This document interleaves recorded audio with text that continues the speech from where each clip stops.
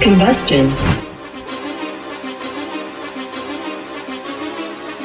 Whoa, whoa, whoa, whoa, whoa, whoa, whoa, whoa. They running the game with my team making plays. Talking 80, my G's, one and jewels in this place. Surrounded by dogs, keep the quarterback safe. I'm the one with the plans, they gon' do what I say. The game is not over, we don't celebrate. In the end zone, we don't got no time in the wait. Ain't tryna run down, we don't premeditate. We just go and get to it, we got them on skates. If the game going to overtime, kicking the overdrive, we gon' be first at the finish line. Play looking full, but I finish mine, can I get second? We gon' line up like it's dinner time. We put in work till we get us a ring. Super Bowl season, we running the scene. Ain't tryna home of the realest that breathe. Keep your face down when you talk to the king.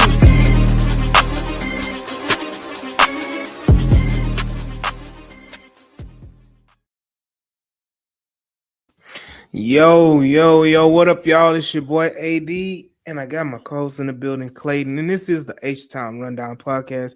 We back another week. I promise y'all I was coming back. I ain't telling y'all that, but I promise y'all I was coming back. We back another week talking Texan football. Clayton, how's your wonderful Sunday evening doing? I know the school is out, and I know you're enjoying it. Bro, restful. Bro, yes, school is out. We made it, bro. Summer school starts tomorrow, but regular school is done. So there we go. At school. Shout out Frank in the building. What up? What up, Frank? Yeah, man. I mean, look, I've been saying this is, we at the end of OTAs. I think we got a week. And then we mandatory after that. I think it's mandatory. So mandatory minicamp actually starts on Tuesday, I believe. Yeah. So we here. So and that's only for what, 2 days? Like 3 days? Yeah, 3 days. Yeah, and then it's a break until training camp. Yep. Yeah, I mean, we here. It ain't really much to talk about, but unfortunately, Houston media. Oh. The radio personalities. The former radio personalities. Shout out Daniel Bear Sports. Shout out the radio personalities, the former radio personalities, the guys barely hanging on, have nothing else to talk about but to trash the Texans. There have been some egregious comments these last few weeks from these guys. And we're not gonna be shy about it. We're gonna talk about those guys at the Texans Collective. We're gonna talk about Cody Stoops, Landry Locker, Sean Pendergast, Reggie. How do you say his last name? Atunde. I don't want to mess his name up. I know Reginald out of Reggie A. Reggie A. Reggie. Atatula? Attitude. There you go. Is that Atatula? Yeah, Attitude. Okay. Apologies on mispronouncing it first, but yeah, shout out Reggie Atatula. Yeah, man. Sean Pendergast, Cody Stoops, Landry Locker. Don't forget Clint Sterner. Don't forget Ron the Show Hughley. You're going through all this. We gotta go through it. It's a whole bunch of just terrible takes and terrible narratives. The latest being, the Texans Collective on a podcast talking about what are we doing with CJ Stroud in 2027? What do we do when we move off of him, or if he's not here? My first question and response. Shout out, Profile. Go ahead. I'm sorry. You what? First reaction? That's what you want? Yeah, go ahead and the reaction of them about CJ Stroud potentially or preparing for CJ Stroud not to be a Houston Texan in 2027. Sure. So sorry. So for the audience at home, what AD is kind of one of the first ones to bring it to my full attention. I was aware of it at first. Vaguely. I kind of saw the still shot of it. I didn't really look into it that much. I was kind of doing something else. And you brought it to my attention. So I went back and I watched it, right? Like we don't just react to things, right? We watch, we research. So I'm looking and, again, shout out Sean, shout out Landry, shout out Cody and Reggie and what those guys do. And Clint Sterner, Bay City guy. So Bay City. I said Bay City. What I said? Baytown. Bro, Baytown. Bay City. Sorry. Listen, I'm kicking the Hornets nest. Baytown, my fault. That felt wrong off the tongue. Anyway, but so I watched the video, right? And look, to be fair, right? They were being highly speculative. Sean laid it up, said, hey, have you guys thought about if CJ's not the quarterback in 27, what are we going to do? So, he teed it up that way, right? They did not, in that video, say, hey, let's move off of him now. It was highly speculative. However, it was the continuation of the dialogue. It's the fact that we've reached a point now where, and AD, I'm going to leave a lot of it for you to say because you brought up a lot of good points, so I'm not going to take them. But, the guys that are bringing up, Josh Allen, Lamar Jackson, Joe Burrow, and the one that really got the fan base riled up was the Baker Mayfield, right? Like the whole conversation, but the Baker Mayfield. Like I saw people saying literally they would stop being a fan if Baker Mayfield became a Houston Texan, right? Like that's kind of how it went. Because people are just saying like it comes off like it's just listing a lot of fantasy booking that's not going to happen, right? To me, Jalen Hurts also. And then Baker Mayfield, for example, is being name dropped and they acknowledge that he'll be a lesser option, right? So, and again, it's like kind of self-defeating because it's like, okay, well, in this theory that we're entertaining, if you're not going to get like a wholesale upgrade over Stroud, what are we doing? What are we talking about, right? A guy who has led you to 3 straight, AFC playoff berths, the best 3-year stretch in team history, a guy who's won a playoff game once a year, right? Like, even though you've not got where you want to get to, he has helped to establish a winning culture, one of the best winning cultures you've had in team history, and that's not just easily replaceable, right? And I get it. I understand what we're trying to do. I know there's a Super Bowl window. We have the best defense we've ever put together, probably even better this year. But to just flippantly mention all these names and Stroud like he's just been a bum, and I'm not trying to characterize him like that's what they're trying to say, but it's just a continuation of just the dialogue over Stroud and how we have not only jumped the shark, bro. We done jumped another shark. We done bought a whole nother, ticket to SeaWorld and jumped 2 of them now. Like I don't know, for lack of a better word. So it's just a continuation. And now it's like, now we're just trying to shop at the top of the, on the top shelf because there's nothing really else to grasp for, right? But AD, you got it, bro. It's your show. I got your soapbox. Shout out to the group chat for bringing it up as well. And then shout out to Dr. Bear because he has this quote and says it all the time. It's time to bring shame back. It's time to bring shame back. It's time to bring shame back because we can't just keep letting these things be brought up. And this team. And I understand the whole point of media is to giving a opposite, objective look into things, Sure. Be objective and everything like that. But this is not even being objective. This is just being a hater. This is just being negative just for the hell of it. And matter of fact, I'm gonna play the video, man. I'm gonna play the video. Oh, you gotta tee it up. Yes, let the people see. Yes, let them see what we're talking about. For those who don't know. You got it teed up. My guy came prepared. Like if CJ Stroud's not the quarterback in 2027, does anybody bother to look ahead to what the solutions would be there?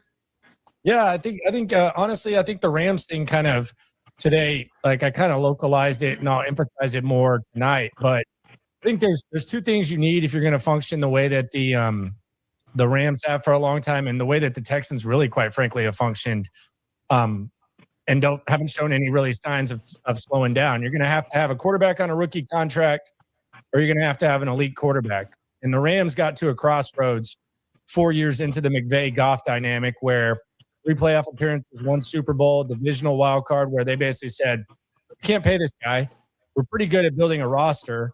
So now we need to go the elite route. We need to make a move. The guys that the obvious would be if Cincinnati bottoms out. I just was watching Football Life, Carson Palmer, same amount of years, not really a much better reputation. So it would be like a Joe Burrow thing. The other route they could go is maybe there's like a lower tier guy like a Baker Mayfield or something like that, where Tampa Bay is a bad football team. There's like 6 first-round picks or whatever that are quarterbacks. Maybe they decide they're going to bring in a head coach. They're going to go in a different direction because if they have a bad year, I love Todd Bowles, but it might be it. So maybe you're talking about Baker Mayfield. And then maybe you go the Kyle Shanahan route when D'Amico was there, and hopefully you do a better job, or you draft Brock Purdy with the final pick of the draft. But you go all in and you try to get a young quarterback like they did. So I think those would be the alternatives. I don't know how Baker Mayfield would make people feel, but I think he's one name, and I think Cody threw out another name when we were talking too. I mean, Jalen Hurts is a name that I'd keep an eye on. They seem unhappy with him in Philadelphia. I wouldn't be pumped about Jalen Hurts being the next quarterback of the Texans, but it'd be something different. Yeah. I don't know if that's different for different sake or if that's different because you think it's a big upgrade. Mm-hmm. And then I know we talk about Joe Burrow. I think the big elephant in the room is if the Bills keep hitting the ceiling, like does Josh Allen ever want out? Mm-hmm. And I would say this, his wife's Hollywood. She's not living in Buffalo forever. So Josh Allen's not staying in Buffalo. Yeah, forever, come to Houston. Unless they win. The Hollywood of Texas. Yeah, Houston's a lot closer to LA than Buffalo is. That's true. So, it's Josh Allen. And then I think there's like 5 quarterbacks that do nothing for you that most people would be like, well, why'd they get rid of CJ? They should just give it one more year with him. Like, I guess you could say like a Jacoby Brissett or something, but like there's not enough names now. Like there's still situations that have to play out before you'd be like, yep, that guy should be ready to jump and get out of his spot. Yeah. Lamar too. I mean, Lamar Jackson, like, is he this is the third system they've asked him to run. Like, do they eventually want to go a different direction? But I mean, those are the type of guys you'd be talking about. But again, it's just really it's not a fun situation to imagine. Like outside of like a Burrow situation or Lamar or Allen, which I mean, that's not happening. I mean, it's not fun. It's not like you feel like you're doing much better. It's cheaper. The roster building is probably a little bit more open because I think those guys' salary slots are kind of set in stone where they're at. So it might be cheaper, but all right, man. All right. First, shout out, chill out, and what up, chill? This comment, yeah. What are they on? Now here goes Graffa. They're just making suggestions if the Texans happen to move on from CJ Stroud. Nothing wrong with presumptions. Everyone has different outlooks and perspectives. Brother, why are we even talking about moving on from CJ Stroud? Why? What has CJ Stroud done to make you say we need to move on from CJ Stroud? Right? And I'm being realistic, right? So when you bring up the names of a Joe Burrow, when you bring up the names of a Josh Allen, when you bring up the names of, Lamar Jackson, be a fan of the other team, of the team that quarterback is on right now. Mm-hmm. If I'm a Cincinnati Bengals fan, why? And our media views CJ Stroud that low, or he's played that bad, he's that terrible. Why would I trade Joe Burrow, a quarterback that's considered top 5 in the league? Why would I trade Joe Burrow for a CJ Stroud if he's that bad? If I'm a fan of the Ravens, I have a 2-time MVP Lamar Jackson, who really, if he hadn't gotten hurt during the season, could have been like a top seed in the playoffs, right? So why, as a Ravens fan, why would I want to trade Lamar Jackson for CJ Stroud if CJ Stroud is that bad? And then you have Josh Allen. Josh Allen, the MVP, is in his own right. Made a run this year. Has been, doing things and elevating his game. If I'm a Bills fan, if CJ Stroud is that bad, why would I want to trade CJ Stroud? Why would I want to trade Josh Allen for CJ Stroud? So the reason why I say, and even Baker Mayfield, where would Tampa Bay be without Baker Mayfield right now? You know, Tampa Bay has been scrambling for a quarterback of any ilk. They have one in Baker. Baker's brought them, the most success since Tom Brady. Mm-hmm. And Baker is, has his flaws. But if CJ Stroud is that bad of a quarterback, it would just be a lateral move, right? At best, right? Only thing is that he would be younger and cost more than what you're already paying Baker. Mm-hmm. So as a Tampa Bay fan, why would I do that if I got the same quote unquote same level of a quarterback? Why would I make that move? Why would I do it? Doesn't make any sense. So for you to throw those names up there, it serves absolutely no purpose, and it's just negativity and fodder. And Alfredo, shout out Alfredo, he said it best. It's all about clicks. Fredo. I understand. It's all about clicks and views, but be better. Clickbait and no real talking points during the dead period. None of them are talking football. Drama sells. I've said it before on Twitter and spaces and everything like that. Houston media has never recovered from the Deshaun Watson saga. Mm. I'm gonna give a little preference. I binge watched the Michael Jackson verdict on Netflix. I have not watched that yet. Hey, when I say drama, headlines, scandals, I was younger when the trial was going on with Michael Jackson. Mm-hmm. You don't realize how big of a thing this was. This was OJ level type of situation, right?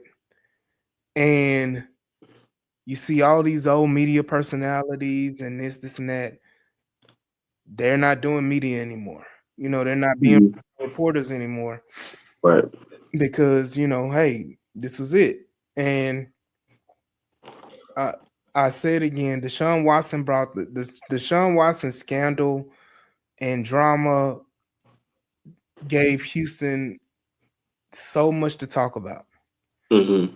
Because you can sit up there and have 15 different conversations about the Deshaun Watson saga and you have content for days because of the drama, because of the court cases. Oh, another case dropped today. Or another. I'm about to say, man had a case dropping every day. Cases drop every day. You go and do a deep dive and say, why did he want to request a trade? Was it this? And you can have all these discussions and topics, and it kept the program moving. And again, the world we live in, negativity pays more than positivity. Yeah. I just wish that we would have some Houston media. And when I say Houston media, I'm talking about credential media that would be positive. Just be positive. We have a Super Bowl caliber team, Super Bowl caliber roster. CJ Stroud has some mistakes as a young 23-year-old quarterback in the playoffs. Still not even 25, I don't think. No, he's not 25 yet. He's what, 24? 24, yeah. He's not mistaken. So a 23-year-old quarterback at the time making mistakes, like, give him some slack. I mean, Clayton, we talked about it pre-show. You got quarterbacks like a Trevor Lawrence, like a Justin Herbert that have had worse games, especially in the playoffs, and they get passes. What's crazy about it? I would not even be surprised if the Reggies, the Sean Pendergast, the Locke and Stutes of them all wouldn't be ecstatic if we traded CJ Stroud for Justin Herbert or for a freaking Trevor Lawrence. Mm. You know, and you don't want to get there, but it gives racial undertone. It gives racial undertone because Justin, you brought it up, Clayton. Justin Herbert had a similar or even worse performance than CJ Stroud in a playoff game, and nobody ever talks about him. Nobody says a mumbling word. This man Justin Herbert. I don't know what PR team this man has. But any politician who's trying to win office anytime soon, I would say you need to study Justin Herbert because what Ralph was saying, nobody knows what the Texans front office plan to do. We have to have the type of conversation, nothing wrong with the discussion. To kind of sidebar for a second on that, sure, and we discussed that right on the phone.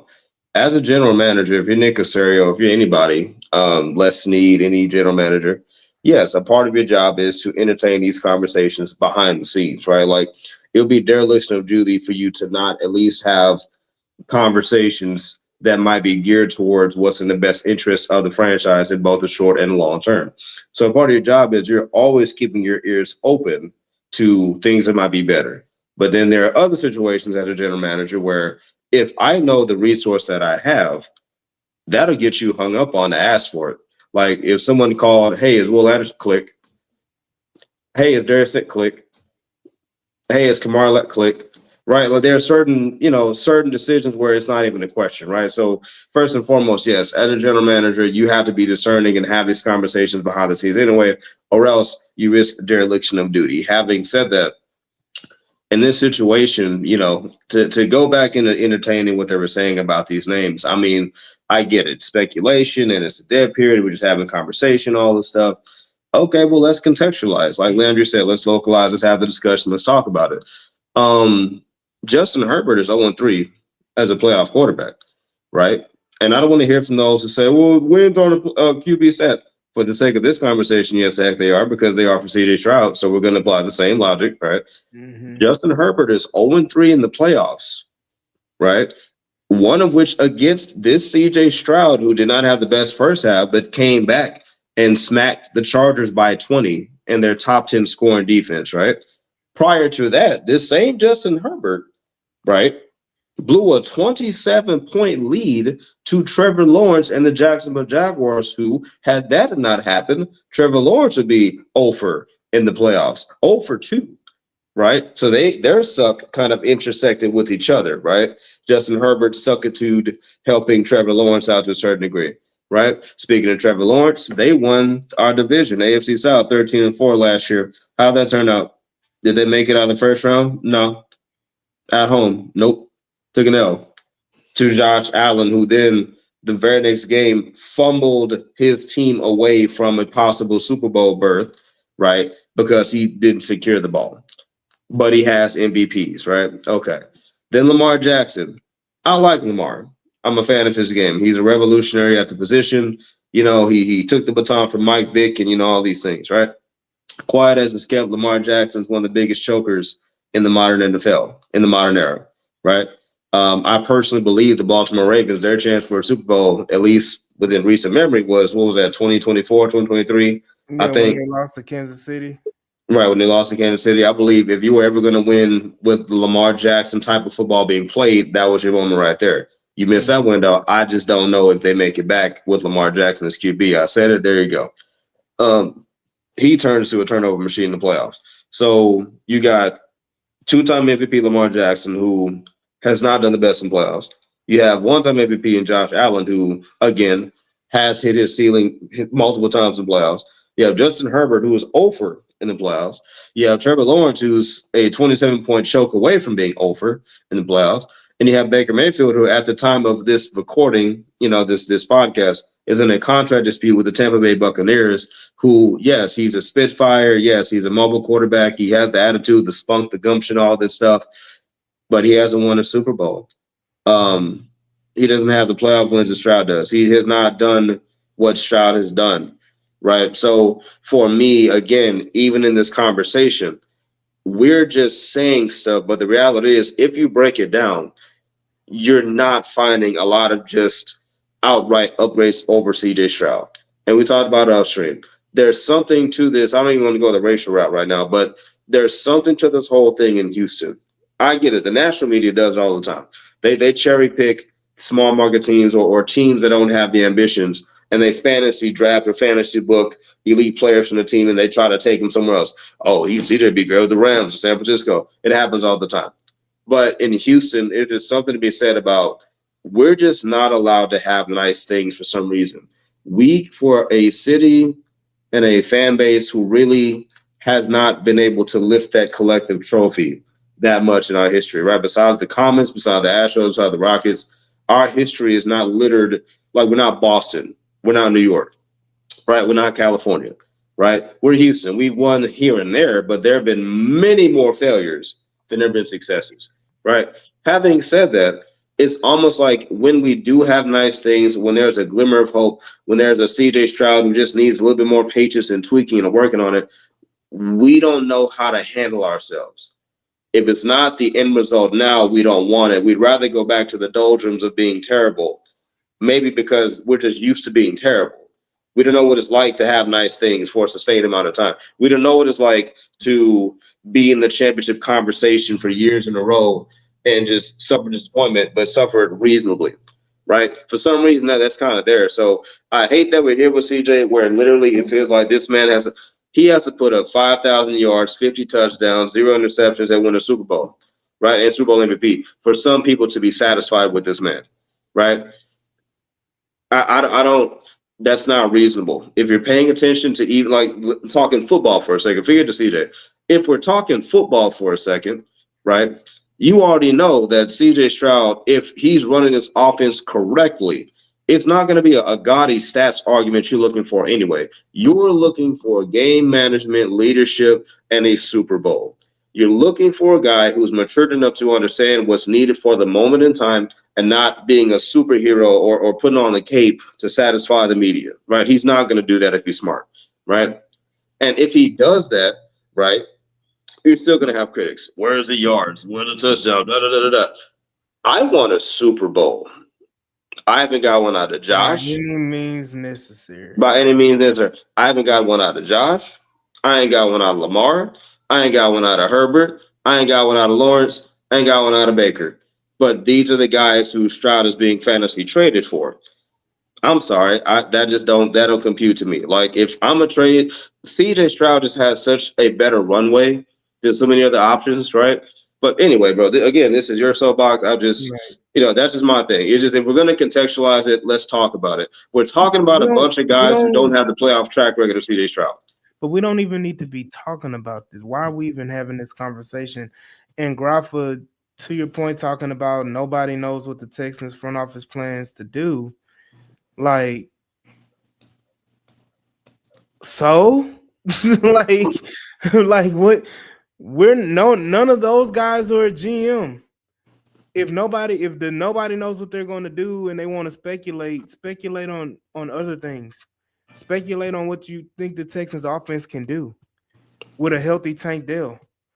Like, there's so many things you can talk about, and you're talking about just, whatever this is, you're talking about Grafa, but they've been majority negative for I don't know how long.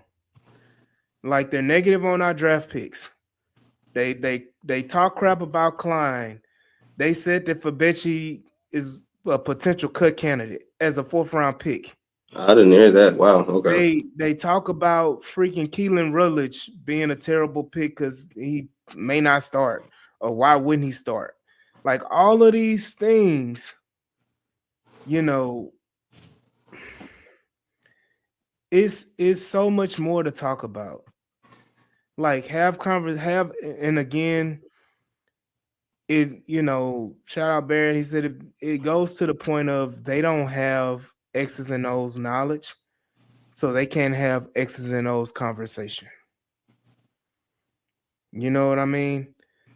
And if you can't have an X's and O's conversation, then you're limited on what you can talk about. And you have to talk about something because, one, it's your livelihood. You got to talk about something. You got to say something. So, shout out DQ in the chat. Jules said fans are like, CJ is Brock Osweiler. Yeah, I mean, Stop it, Brock Osweiler. Stop it. so the way that certain fans talk about CJ, Stop it. they talk about CJ as if he's Brock Osweiler. Stop it. Do y'all remember that season? I made a point about it as well on the space, is that people are treating CJ Stroud like he's Zach Wilson. He's a bust. You know, and we can break it down and go back to look at the turnovers. Okay, you say he had 4 or 5 fumbles against the Steelers. Well, 2 of those fumbles were on the center, bad snapping. Do you put that on CJ?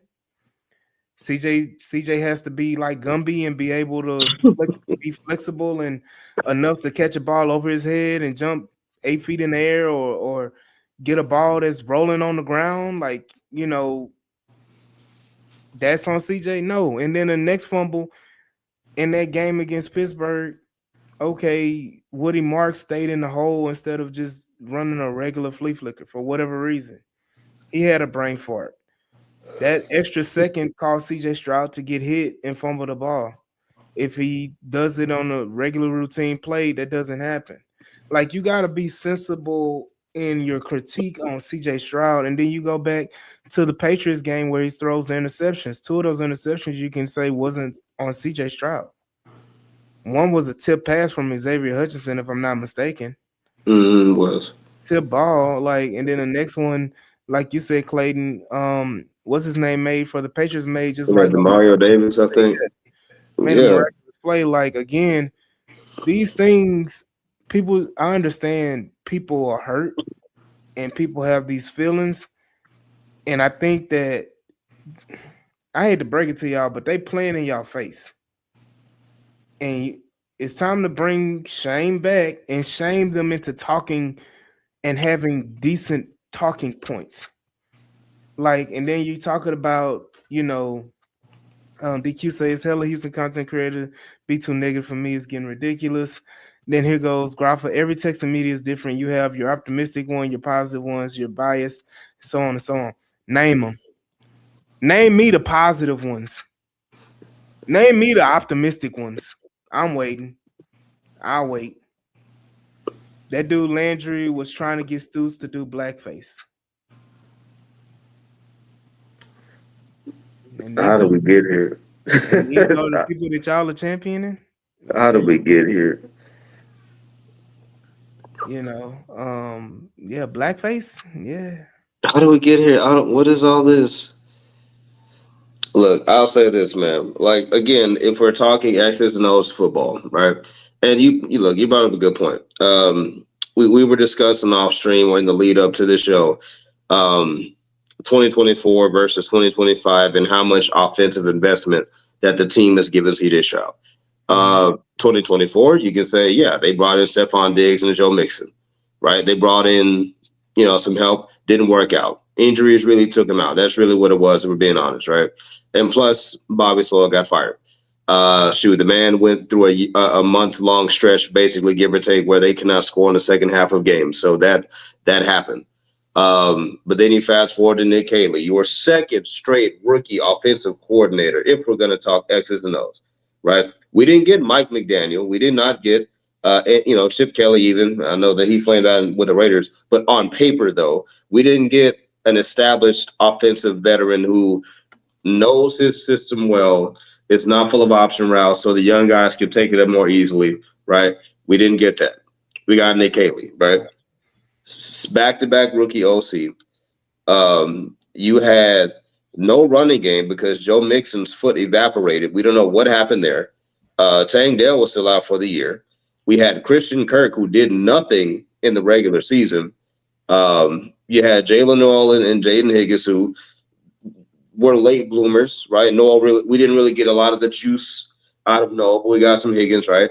Anyway, getting lost in the sauce. All things considered, what we're saying is, like, CJ Stroud, this is the first offseason besides 2024, you can actually say there was a focused offensive initiative to ensure that there was enough infusion of talent, veteran leadership, accolades, and rookie juice to really make a go of things. You brought in 5 offensive lineman options, multiple tight ends. You traded for a running back. You got one or two other sneaky, decent running back options. Excuse me, along with Jawar Jordan coming back, British Brooks. CJ, second year with Nick Caley. You change your quarterback coach. Gerard Johnson's out of here. So you have all these changes that have happened. Where we can level is this in 2026, this is the year to look at Stroud and say, what are you going to do?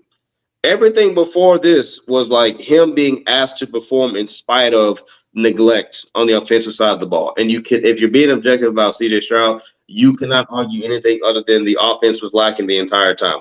Especially if you compare it to what's on the defensive side of the ball, that's where all your all pros, pro bowlers, Hall of Famers, highest paid guys are right now. On the offense, you are still getting there, and you're still low key depending on a couple of injury riddled guys and Brevin Jordan and Tank Dell to hold it down and stay healthy. You're still talking about a second year OC who was a little bit shaky, but kind of works things out.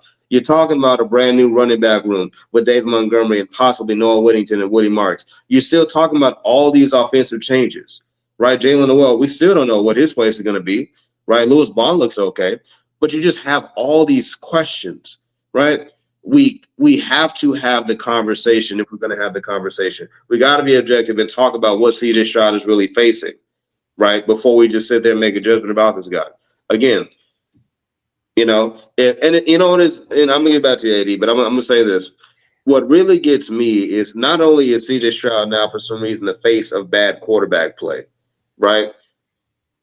CJ Stroud has transcended football. I don't know if you noticed this, but any bright-skinned dude with braids or dreads who has a bad playoff or a game situation, they will lift CJ's face and put him on his body in whatever the situation is. Think of Jared McCain for OKC, and they put his face on there, that kind of thing, right? It's the likes of which you don't ever really see. I've never seen a wholesale, media initiative to outright bully this man who had a bad 2-game stretch. It was a horrific 2-game stretch, but I've never seen just in this world we occupied such a collective initiative to rub his nose in it and kick this man while he's down like this. I don't understand, but it's going to be some of the same people who are going to sit there and act like they were on Stroud's side the whole time, and I knew he could do it, and I called it, no, the heck you didn't, because I'm keeping receipts. I know you didn't, right? Look, again, I mean, I know that CJ Stroud, first of all, the starting quarterback of your team is always going to be the most polarizing player. He's going to always generate the most conversation. I mean, that's just status quo. That's just what it is. And that's the job that you have. But as far as the coverage of it and the coverage of CJ Stroud, the coverage of the Houston Texans in general, is there anything positive that they talk about? I mean, Will Anderson is a positive, right? And they talk about Will Anderson for all of 2 minutes and say, yeah, he's great. He's a monster. He's a dog. Yeah, but CJ Stroud contract. Let's not do it. Keelan Rutledge, he should sit. He should not start. We drafted him in the first round. Let's not play him. Fabici, we drafted him in the 4th round, high 4th round. Let's cut him. He's not going to make it. He's not good enough. He's not going to make it. Even though we drafted him in the 4th round, he's not good enough. Let's cut him. That's crazy. As a cut candidate, that's really crazy. Marlon Klein, I knew nothing about Marlon Klein. So because I who sit at a desk and eat donuts all day, never play football in my life, know nothing about football, because I don't know who Marlon Klein is or never watched a Michigan game or seen him play, that's the worst pick ever. It's terrible. The Texans are I don't know what they're doing. They're just doing disgusting things, and they're a terrible team. Disgusting. They're a terrible team. I mean, they're poorly ran, and even though they won 10 games in a row last year, I don't see them doing anything else unless they get the number 1 quarterback in the league, or they trade everything away to go get a quarterback. Like, that's the only way. I'm not watching the Texans. Like, the defense is the best in the league. They're great, but they're not going to win the Super Bowl. And I'll give you 5 million reasons why, and all 5 million reasons is CJ Stroud. Nothing else. Nick Haley, I don't want to talk about Nick Haley. It's not enough fun to talk about Nick Haley. Let's talk about CJ Stroud. We're not going to talk about Nick Caserio. We'll give Nick a pass because he drafted Will Anderson and Derek Stingley and Kamari Lassiter and Kalen Bullock, and he signed, freaking, Azeez Al-Shaair and drafted Henry To'oTo'o. He signed Reed Blankenship. What's up, Stressings? He did all this stuff. Hey, Stressings. Yeah, let's not talk about Nick Caserio because he did all that, and even though he did draft CJ Stroud, let's not talk about him. But we're going to talk about CJ Stroud. Let's just, let's just pile on. Again, it's just the negativity. Like, you got to be a sad sack of crap to just sit up and want to just bash one player and come up with all kind of narratives and push the goalpost back and go through loops and hoops just to crap on a guy, just to say he's not good enough, just to say you don't want him as the quarterback of the team, when in actuality none of you guys are actually fans of the Houston Texans anyway. So you don't care what the Houston Texans do. You just, I don't know. Like, again, none of these, everybody is shipped in, and none of these guys are real true fans. So Alfredo, he said, no lie, I wanted CJ going to that Patriots game. He hasn't performed by his rookie season. I mean, okay. I mean, can we talk about what happened there? The fact that, again, you lose your tight end one, your wide receiver one got a concussion, your wide receiver two had a detonated kneecap. You lost your starting left tackle before the game even started. Right. Like, so again, it's like you're talking about a Patriots defense specifically, because that offense was overrated. But that Patriots defense, who was on a heater, they were playing well. They were excellently coached. Very much is. It's lazy, product of today's society, big game on a big stage and overblown like a mug, extreme outlier. Yeah, of course. But see, that's a very simplified way of saying what we're saying, right? Like, again, we talk football here, right? In context of the game, you're the road team against a defense on the heater. You lose your offensive lineman, tight end one, wide receiver one, heck, wide receiver two. You don't have Joe Mixon. You have fumbling problems. All these things, like couldn't have asked for worse. And it's a bad weather game. And it's a bad weather game. Ask the Denver Broncos how that worked out. It literally was tailor-made for you to fall on your face. And again, CJ had to wear it. I get it. A couple of those interceptions were terrible, but all things considered, you could have put Tom Brady back there, Patrick Mahomes back there even. What else could they have done, right? Mm-hmm. What is this? To me, I just say that most people have been waiting to pile on CJ and have been able to the past couple of years without looking like a hater. Listen, AD, I'll say this. To your point, we brought up Justin Herbert. We brought up Josh Allen, brought up Lamar Jackson. We talk about Jalen Hurts even. My thing is, these other fan bases, if you pay attention enough, like, they will defend their guys, right? Like, you'll still have your skeptics, but for the most part, don't you talk to a Jaguars fan about Trevor Lawrence? Don't you mention, heck, Daniel Jones even with the Colts? Don't you mention? Dude, I was just about to say, Colts are going down with the ship for Daniel Jones. Bro, listen, don't you talk about Bo Nix? I learned the hard way. Stress and expectations are one thing, is just different than Stroud for whatever reason. Jordan being out was a sneaky miss. Kayla called a terrible fake on top of all that as well. Look, again, speaking of that, AD, you kind of talked about it in the Steelers game. You talked about Woody Marks being in the hole too long on the flea flicker.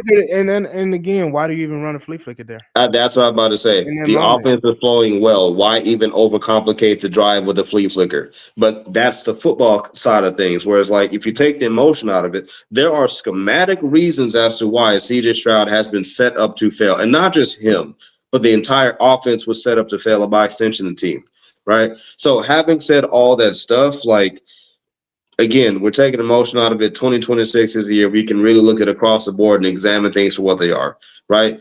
None of these guys have an excuse. From Nick to D'Amico to the other Nick and Kaylee to CJ, We understand what it is, but it's just fascinating. These other fan bases understand to fight for you guys at least a little bit. With CJ, like this man has next to no support from the majority. Like you have some who are all in on CJ, but like people just are not fighting for somebody.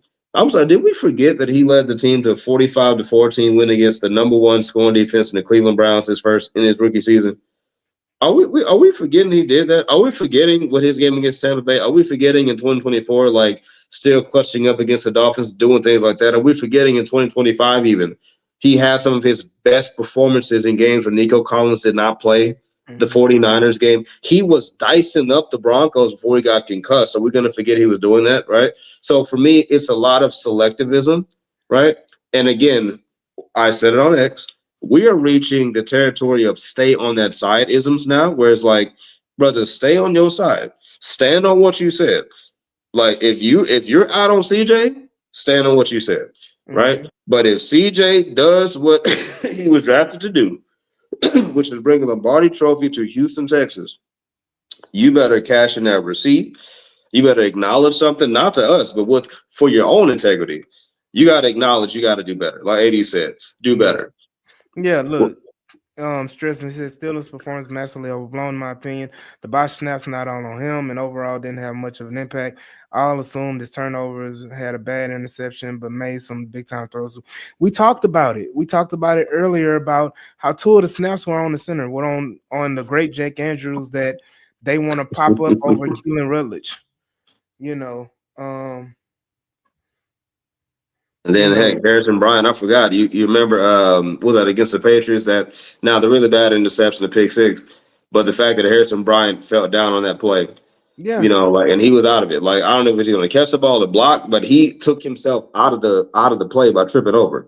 Yeah. So CJ looked at if you look at the tape, he looked over there and was like, oh shoot.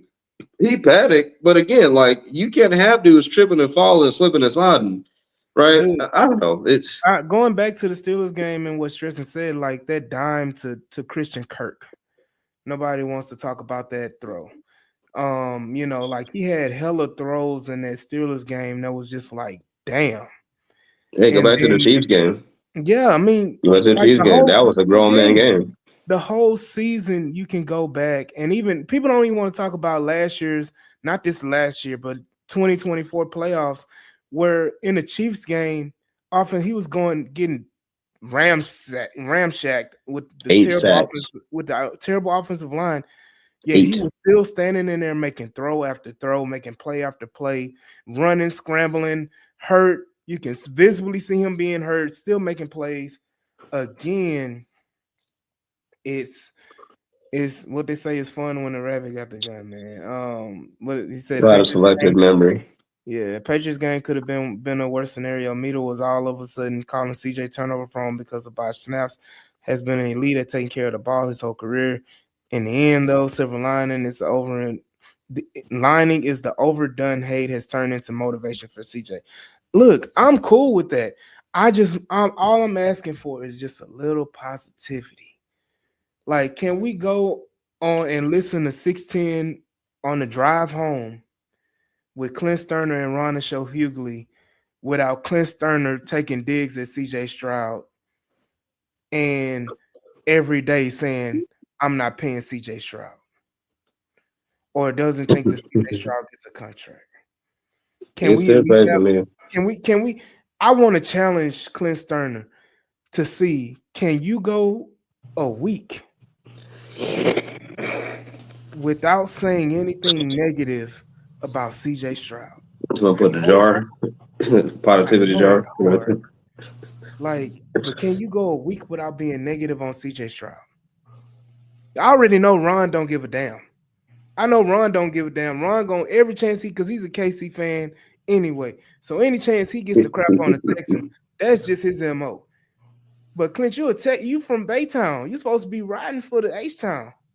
But you ain't, you're really not positive on the Texans, man. And it's sad.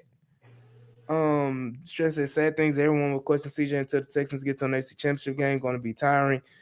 He could light it up all year and people will still be doubting him. Stress that's gonna happen. The bad part about it, Stress, is he can get us to an AFC Championship game. If we lose, he's going to get all the blame and say, well, we could have went to the Super Bowl. Could have been Super Bowl if CJ Stroud didn't do X, Y, and Z. Or if he did X, Y, and Z. Defense could have gave up 50 points, but we lost 50-49. And they're gonna say, well, CJ Stroud didn't make this throw on that play. Damn the defense giving up 50 points. You're supposed to be the number one defense. Let's talk about CJ Stroud missing this throw to Tank Dell. Or, Tank Dell dropping the ball, but we're gonna put it on CJ. Or Nico Collins dropping the ball, but we're gonna put it on CJ. Like the goalposts will move. Exactly, Stressings. The goalposts will move. We can win, bro. We can win a Super Bowl. Man, but you could have blew him out. you could have blew him out. Listen, this is the same. It's the same situation where you have people saying that Davis Mills is a better QB than CJ Stroud 1-for-1, right? Like, so it's really no surprise that a lot of people are down on CJ. It's just for me, it's really just astounding. Again, like we're being hardest on Houston media. Notice we're not talking about the national stage. We're not talking about those who really don't watch Houston sports. What's crazy is that the national media is more positive about CJ Yeah, they are. than the local media. Bro, Sports Illustrated has the offense ranked. Bro, what? Stroud can turn it around. Rich Eisen, Sports Illustrated, multiple dudes, Mike Florio. A lot of those guys are like, even ESPN on First Take. Bro, yes. Those guys are giving positive takes. Like, what are we doing? Like, yeah.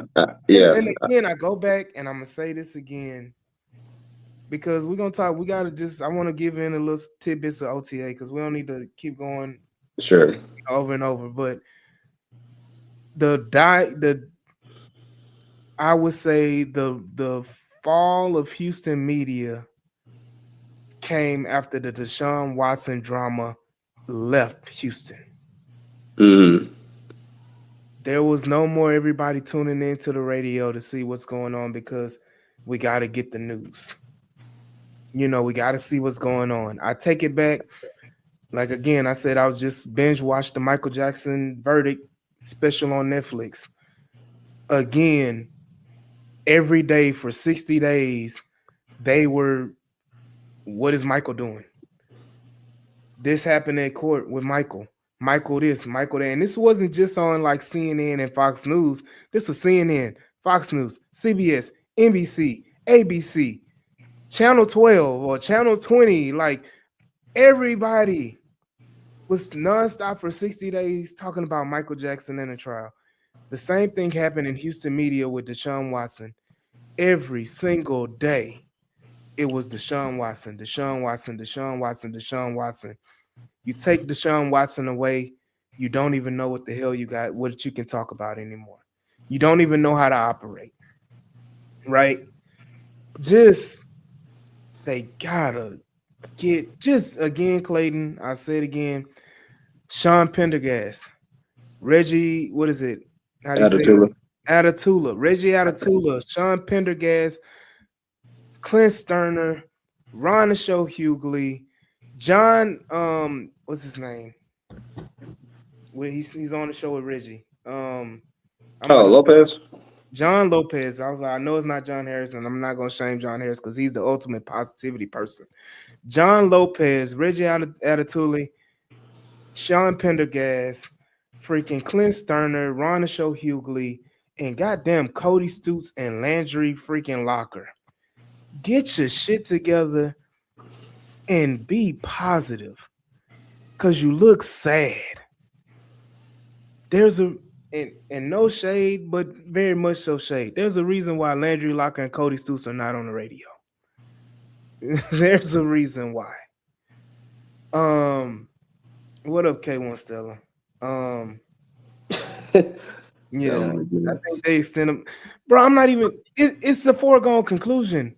He's going to get paid. Like, it is what it is. Why are we questioning this? I do think let me say this. If you want to question how Sure. much he gets paid, fine. If you want to have Sure. a conversation about that, fine. CJ Stroud's going to get paid. CJ Stroud is under Texan control for the next 4 years. Why are we talking about CJ Stroud no longer being a Texan? It makes zero sense. 0 sense at all. I do think it'll be the ultimate dunk moment if they did do like who said it? I don't know if it was Mike Flory or whatnot. No, who was that? Man, I forgot who's no Schefter. That's who said it.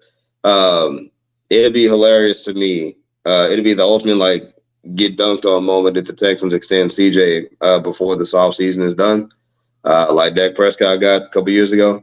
Because again, that will tell you all you need to know. If they extend him this offseason, they're telling you that he is the guy, right? Or at least enough right now to pay him right now, depending on the numbers and all the stuff, without arguing, oh, the movability of the contract. Yeah, sure.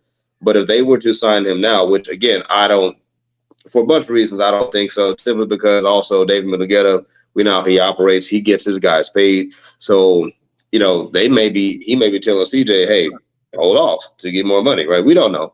But Game within the game. At the end of the day, I'm not even tripping if he does or not. I know it's going to happen. Sure. Like CJ Stroud, again, he missed how many? 3 games this year? Yeah, 3 games. And he missed three or four games the prior year. If you do the advanced stats or whatever, the numbers are eerily similar. He's not playing bad. He's not playing, MVP level, but he's not playing bad football at all. He's playing pretty good football. Yeah, for a guy with no running game, half an O-line, half a receiving core, and a rookie OC, yeah, he's doing pretty decent. So, needless to say, all y'all that I just mentioned, get y'all shit together, man, and be better. Do better, be better. Bring more better content to the Texans than what you're doing. You remember Falcon and Winter Soldier? That final episode, he's like, do better, Senator. I don't know if you watched it, but like, yeah, you sat there, dude, what are we supposed to do? Do better, Senator. Yeah. Well, how? Just do better. Just do better. That's it. What do you say? It's similar to Nico to me. Nico showed what the heck he had, got extended much to the dismay of many. We know what CJ is. Highly doubt one playoff game will stop them from extending him. Wait until next year with a successful season and Caleb May, etc. do this 7+ mil. Caleb Williams. Yeah, I agree with you, Eddie. The numbers don't faze me at all. Whether or not he gets paid, that's secondary. He's going to get paid. I just think it's going to happen. Like again, bro. Like this is exhausting. It's exhausting, and it's tiring. Like you got the fact that you have to clip up these takes to make people, and I'm ashamed of myself because we're talking about it and we're giving it even more life, but it's just the point of it's just sad that the media has come to this point, and you see why people are like, why don't you let guys like a Ruben from 713 Houston Sports? Why can't he get credential? Why can't Houston Stressings get credential? Why can't the H-Town Rundown? Why can't they get credential? Why can't some of these other guys, get credentialed, and yet we're stuck listening to the likes of the Landry Lockers and Cody Stutes and the Aaron Wilsons of them all, who's a reporter. I said not Aaron. Huh? I said not Aaron. Aaron's OG. Aaron is fine, but it's OG. Be a reporter, not don't. I don't want to say. Dang, not the stray. About to say not the strays. No, not Aaron. I don't click on Aaron Wilson's page for his opinion. I click on Aaron Wilson's page for a report. Let me say that. I'm gonna leave it at that. Aaron Wilson is getting too much into what I think will happen. Come and see me on YouTube for me to tell you what I think will happen, not what is actually happening. So again, I'm not here for Aaron Wilson's opinion. I'm here for breaking news. Aaron Wilson, the first to have it. Aaron Wilson, not that. No shade, but again, I'm no not shade. expecting Aaron Wilson to give me some real X's and O's pieces or whatever. Like, Talk about no shade. What? I mean, it is what it is. Like, Aaron Wilson is cool. I don't have no issue with Aaron Wilson, but I mean, I got you. We can move on. I got you. Yeah, let's have a conversation. We Yeah. can do that. But again, shout out to Keelan Rutledge, who's getting majority of the center snaps. Shout out Aaron Wilson for reporting that Keelan Rutledge is getting majority of the center snaps. Him and Evan Brown, what transpired in OTAs. And then we can go to freaking, Marlon Klein injury and people over doing that and over exaggerating that. It's a minor injury. Shout out Aaron Wilson for reporting the minor hamstring injury. And that's going to happen because he was drafted so high. That's what that's going to be. They're going to stay on Marlon Klein until he's on the field scoring his first touchdown. And then Nick Cassera is going to look like a genius. What I will say, though, is, again, shout out to Dr. Barrett also, but I've been on this train, too. Shout out Louis Bond. Listen, y'all on the fan club, the Louis Bond bro, fan hey, man. club? LBFC, bro. I'm telling you, they need to put a play package in there called Golden Eye or Golden Gun. I'm telling you, it's going to be money. Like, look, Louis Bond, I know we're talking 7-on-7, T-shirts of sorts, but all the reporting has come out positive about Bond. He seems like he's carrying himself like a vet on the field. He's making catches. He's being smart. He's showing everything he showed at Boston College, right? Like, there's a reason why you went to go get him, right? So I'm really big on Louis Bond. I think he has an opportunity to truly entrench himself. Probably not wide receiver 3. That's very, very lofty, but I definitely wide receiver 4 or 5. I wouldn't say wide receiver 6. Like, I definitely think he's on that trajectory where he can be a more than productive pass catcher for the Texans sooner rather than later. Excuse me. Mm-hmm. Yeah. Outside of that, though, like I said, Rutledge, because people are losing their minds. Oh no, the rookie's not getting any snaps early on. Oh no. So the Rutledge aspect, Louis Bond, shout out Tank Dell, right? We saw some clips of him kind of getting out there, catching some balls and running around.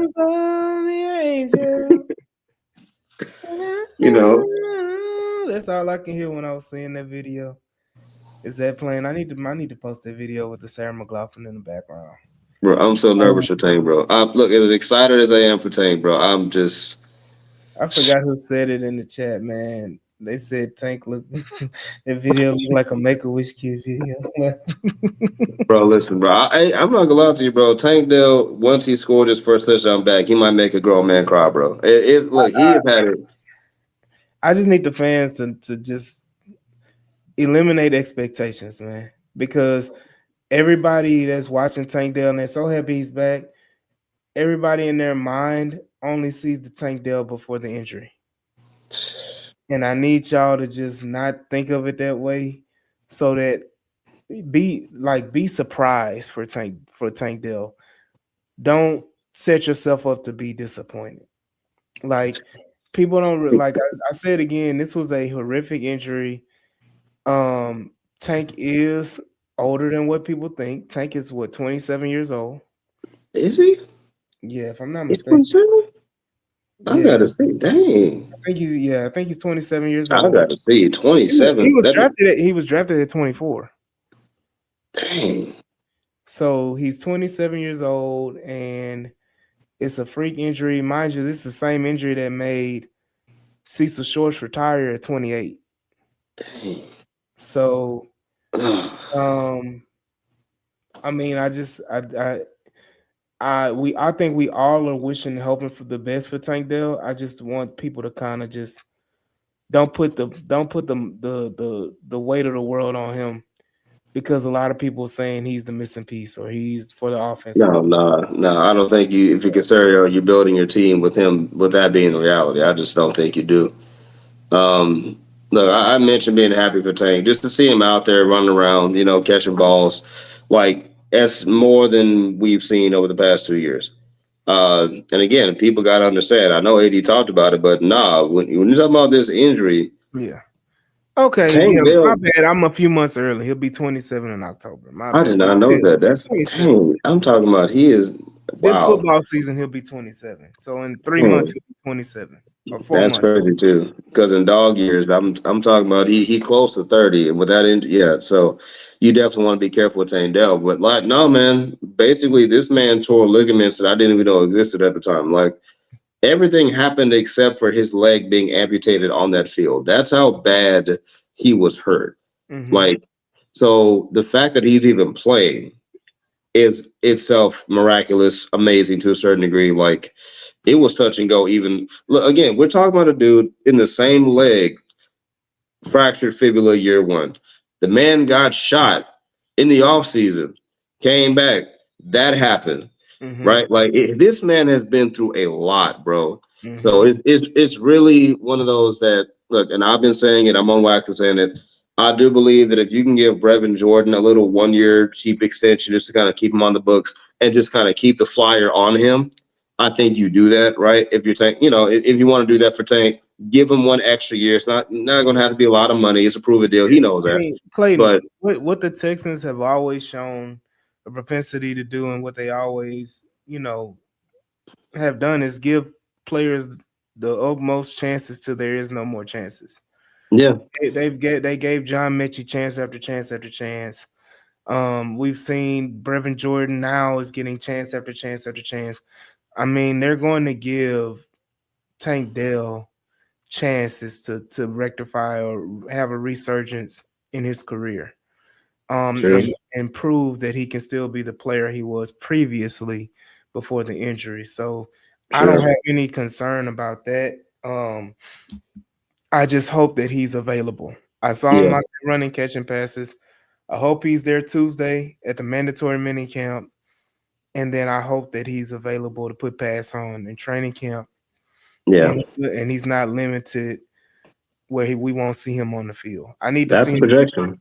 I need to see him in that first preseason game again. Is it the Chargers? I think it's the Chargers or the Raiders. One of the two, the first preseason game. Hmm. I think it's the Chargers. Yeah, it's the Chargers because we play them later on in the season. Yeah. So yeah, I need to see him playing on the field against the Chargers, man. So we can make something happen. But yeah, look, OTAs is over. Now we Yeah. got mandatory mini camp. We're going to see Daniil Hunter show up. We're going to see the Trent Browns of them all popping up and other guys that weren't there, Sheldon Rankins guys. We're going to finally see them in the building with Texans jerseys on. Hmm. So, happy about that. And maybe we get to see more of like the Logan Halls of the world. Maybe we get to see more because that's somebody nobody's really speaking about. Yeah. I don't know if it's lack of participation or they just don't want to talk about them. But it's guys on this roster that you can really talk about. And I mean, we had a whole episode a couple of days ago when we was talking about the list of the 1 through 11 of ranking the Texas defenders, and then the episode before that we were talking about Kamari versus freaking Kalen Bullock. Yeah. Again, these conversations thrive off of negative talks about the media personality saying, "Oh, you're going to have to move on from Kalen Bullock, or you have to move on from Kamari Lassiter, this, and that." Like, why we have to move on from people again? Y'all get y'all shit together, man, and just have positive content. It's okay to talk football. It's okay to talk X's and O's. It's okay to talk about what this offense can do to elevate. It's okay Hmm. to talk about how can the Texans, with the players that's on the roster, can they take a next step? I know we talked about Jalen Noel from time to time. Can Jalen Noel be the X factor in his offense? Have a segment on that. Have a segment talking about Woody Marks, and his development. Have a segment talking about the offensive line and how Wyatt Teller and freaking Ed Ingram are going to be a godsend for Keelan Rutledge.